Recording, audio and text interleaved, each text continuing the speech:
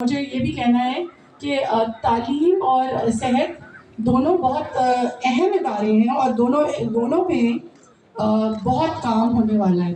تو صحت کے پوائنٹ آف ویو سے میں ضرور کہوں گی کہ ہمیں ہر یو سی میں ایک ڈسپینسری کی پروویژن ہونی چاہیے کہ آپ کا یہ ہسپتالوں سے لوڈ ہٹے اور یو سی کے اوپر او پی ڈی کہ جہاں پہ لوگ عام چھوٹی موٹی بیماریوں کے لیے جا سکیں اور یہ جو جعلی ڈاکٹروں سے جو نقصان ہوتا ہے وہ ہمارا ختم ہو.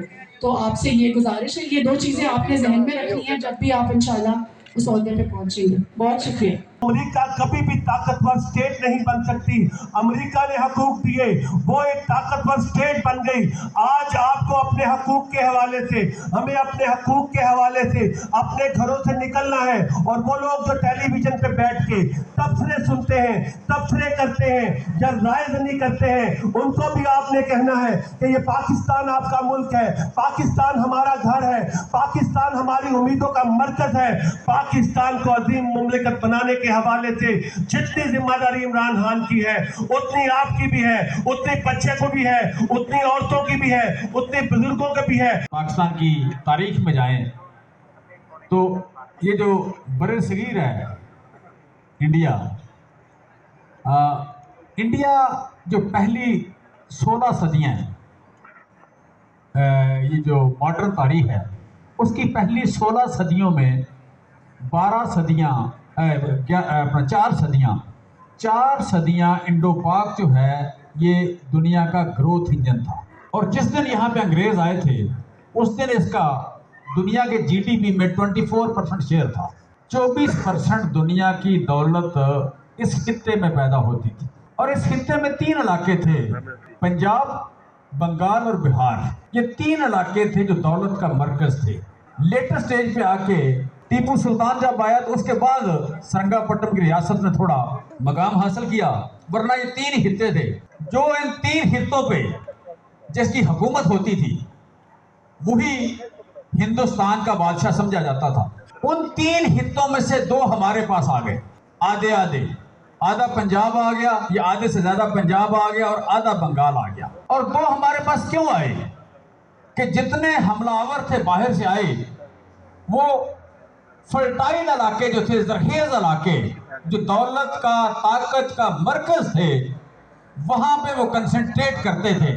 تو حملہ آور زیادہ تر مسلمان تھے تو ان خطوں میں انہوں نے زیادہ کنسنٹریٹ کیا، اور لوکل آبادیاں جب مسلمان ہوئی یا وہاں سے آنے والے یہاں ٹک گئے واپس نہیں گئے تو ان خطوں میں مسلمانوں کی آبادی زیادہ ہو گئی. جب ان کی آبادی زیادہ ہو گئی تو سیپریشن میں یہ خطے ہمیں ملے. اور جو آل انڈیا مسلم لیگ بنی تھی اس کی بنیادی وجہ یہ تھی کہ کانگریس کے منشور میں جاگیر شامل نہیں تھی، جاگیرداری نظام کی نفی کی گئی. اور بنگال میں جو 1906 میں پہلی کانفرنس ہوئی مسلم لیگ نون، جہاں تک نواب سلیم اللہ خان کی سربراہی میں بنی، تو اس میں سارے نواب تھے اور وہی سارے نواب مسلم لیگ میں شامل ہو گئے. اور یہ ایک بفر سٹیٹ کریٹ کی گئی کہ جو روس اور انڈیا کے درمیان ایک بفر سٹیٹ بنے. تو ہمیں ہیلپ بھی کیا گیا یہ ملک بنانے میں.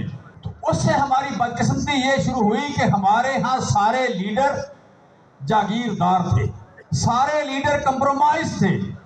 لیڈر سیاست ان کے گھر میں چلی گئی جنہوں نے کسی نہ کسی دور میں انگریز سے تعاون کیا تھا. صاحب کو اس وقت کورٹ لے کے جایا جا رہا ہے. یہ بہت ہی میرے خیال میں مثال اس کی نہیں ملتی. اس قسم کی ترکیبیں استعمال کی جا رہی ہیں خان صاحب کو پھنسانے کے لیے. خان صاحب کو گرفتاری دینے میں کوئی مسئلہ نہیں ہے، لیکن جس چیز سے ہم لوگ گھبرا رہے ہیں اور ڈر رہے ہیں کہ ان کے خلاف سپاری نکالی گئی ہوئی ہے، تو ہمیں اس سے ڈر لگتا ہے کہ یہ جو حکومت جو اس قسم کے اقدامات لے رہی ہے، کیا ان کے پاس خان صاحب محفوظ ہوں گے جیل میں؟ تو ہم اس چیز سے گھبرا رہے ہیں. میں ان کی ورکر ہوں. میرا حلقہ جو ہے وہ اس میں زیادہ تر مائنورٹی ہے اور مسیحی برادری ہے، اور وہ سب میرے ساتھ کھڑے ہوئے ہیں اور ہم سب خان صاحب کے سپورٹر ہیں. اور انشاءاللہ ہم سارے جیل بھرو کیمپین میں بہت بڑھ چڑھ کے حصہ لیں گے. دیکھیں جی، جس قسم کی ان کے حالات چل رہے ہیں، کوشش تو ان کی بھرپور ہے. اب خان صاحب کے خلاف ان کو کوئی جرم ملتا نہیں ہے وہ اور بات ہے، لیکن کوشش ان کی بھرپور ہے کہ خان صاحب کو کسی نہ کسی طرح گرفت میں لیا جائے. مجھے اس کا بھرپور طور پر یقین ہے، مجھے بالکل یقین ہے کہ خان صاحب ہمیں انہی مشکلات میں سے نکال سکتے ہیں. انہوں نے پہلے بھی بہت رحم دلی سے اور بہت خوبصورتی سے اپنا فرض نبھایا حکومت کا. انہوں نے جب بھی کسی نہ کسی مشکل فیصلے میں عوام کو بہت بچا کے چلے ہیں. وہ ہمیں حالات تب بھی خراب تھے لیکن خان صاحب نے عوام کو بچایا، عوام کو اور تکلیف اور استحصال سے بچایا.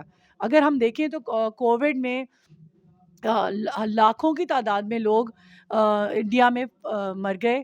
ان کی لاشیں لٹرلی سمندر وہ دریاؤں میں بہتی ہوئی نظر آئیں، اور ہمارے ملک میں خان صاحب نے ہم لوگوں کو اس سے پروٹیکٹ کیا. ہم لوگ بہت جلدی بھول جاتے ہیں کہ ہماری ہسٹری میں کیا کیا چیزیں ہوئی ہیں. خان صاحب نے جو جو چیزیں سے ہمیں جو ہمارے لیے اقدامات لیے تھے، پناہ گاہیں بنائی تھیں، صحت کارڈ ایشو کیا تھا، لوگوں کی بے حد طریقوں سے مدد کی تھی، وہ سارا احساس پروگرام تھا. ان سب کو ہم بھلا گئے ہیں، بھلا بیٹھے ہیں، اور ہمیں صرف یہی یاد ہے کہ مہنگائی اور یہ اور ان چیزوں پہ کہ جی جو ان کا میڈیا کا ایک کیا کہنا چاہیے پروپیگنڈا چل رہا تھا، ہمیں بس وہی یاد رکھنا ہے، یا ہمیں وہ ساری اچھائیاں یاد رکھنی ہیں جو خان صاحب نے ہمارے لیے کی تھی، ہمارے حق میں کی تھی. دیکھیں جی، خان صاحب نے اپنے ساتھ بہت سے لوگوں کو چلایا رکھا، لیکن خان صاحب کی جو خاص بات ہے وہ یہ ہے کہ وہ اپنے اصول سے ہٹتے نہیں ہیں. وہ اصول پرست آدمی ہیں، اور جو ان کا اصول ہوتا ہے وہ اس کے مطابق اپنی الائنسز بھی بناتے ہیں اور لوگوں سے رابطے بھی کرتے ہیں. تو پرویز الہی صاحب ان کے ساتھ ان اصولوں کی بنیاد پر ہی چل رہے ہیں، اور جس دن وہ ان اصولوں سے منحرف ہوں گے تو ہمیں راستہ الگ کرنا پڑے گا. لیکن ابھی تک انہوں نے خان صاحب کو مایوس نہیں کیا. جو یہ آڈیو لیکس ہیں ان کے بارے میں کچھ کہا نہیں جا سکتا کہ یہ صحیح ہے یا غلط ہے، تو اس لیے میں ابھی ان کے اوپر کوئی کامنٹ نہیں دینا چاہتی.